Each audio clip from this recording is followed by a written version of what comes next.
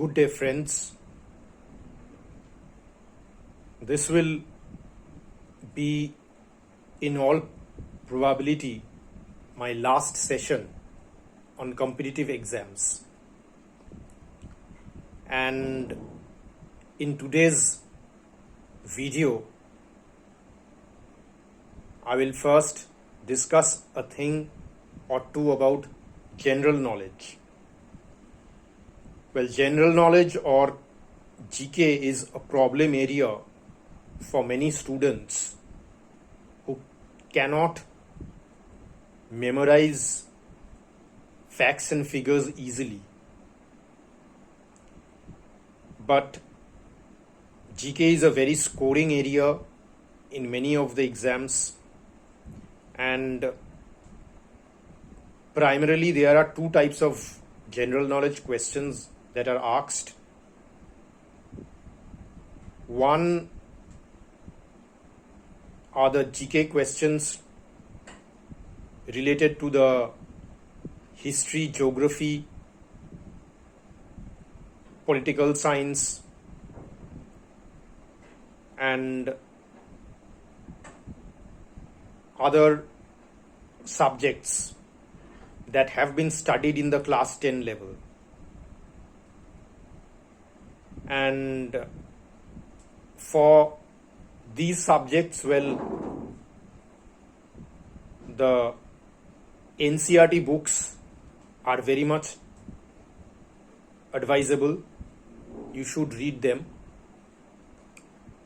Plus the other type of GK question is the current affairs. And for current affairs, you should be reading one good daily newspaper, one current affairs magazine, and any yearbook of any reputed publication. In that way, you will be able to keep yourself abreast of the latest events.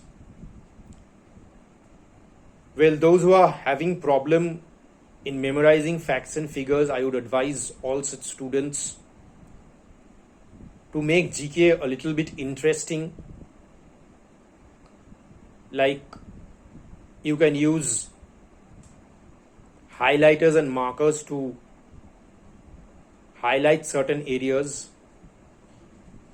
In history, maybe you could classify the events into 5-year or 10-year gaps so that you can easily remember that these events occurred within this period of 10 years.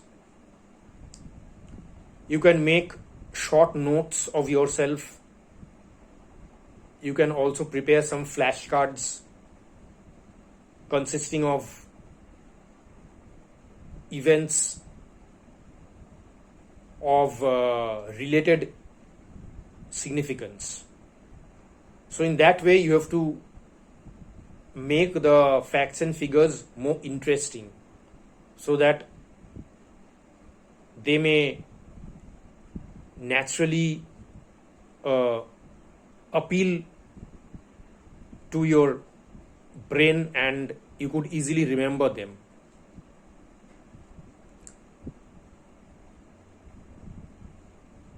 Also,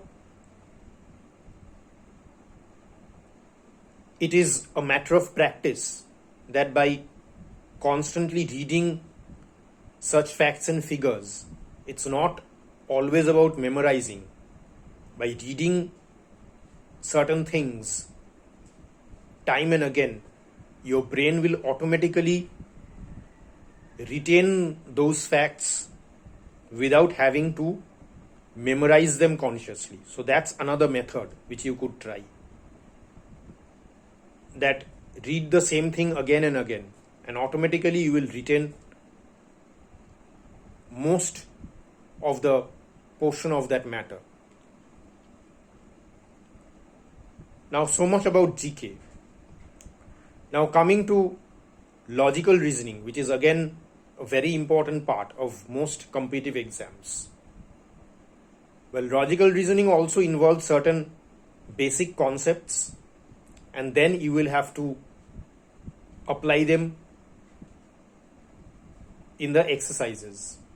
It's also about regular practice, and logical reasoning is basically divided into two parts: verbal reasoning and non-verbal reasoning. Verbal reasoning essentially is related to English and how well you can apply your comprehension of the English language to certain exercises. That's the part of verbal reasoning. And the non-verbal reasoning is essentially how you can match patterns and pictures, certain pictorial figures in your brain. And this is what consists of non-verbal reasoning. So here also the basics remain the same.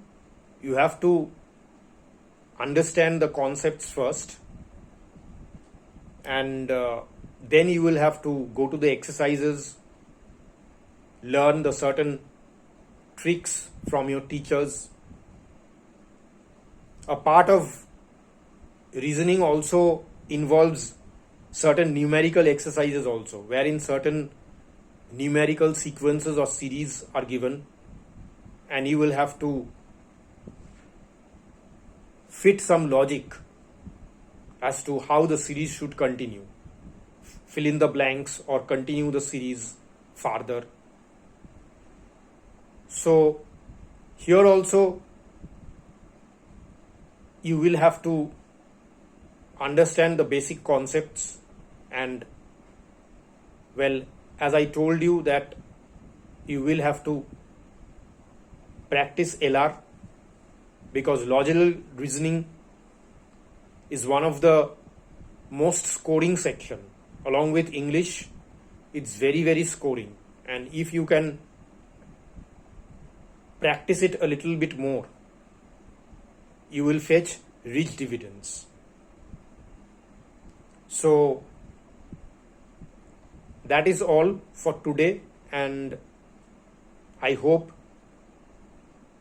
you enjoyed watching this series on competitive exams.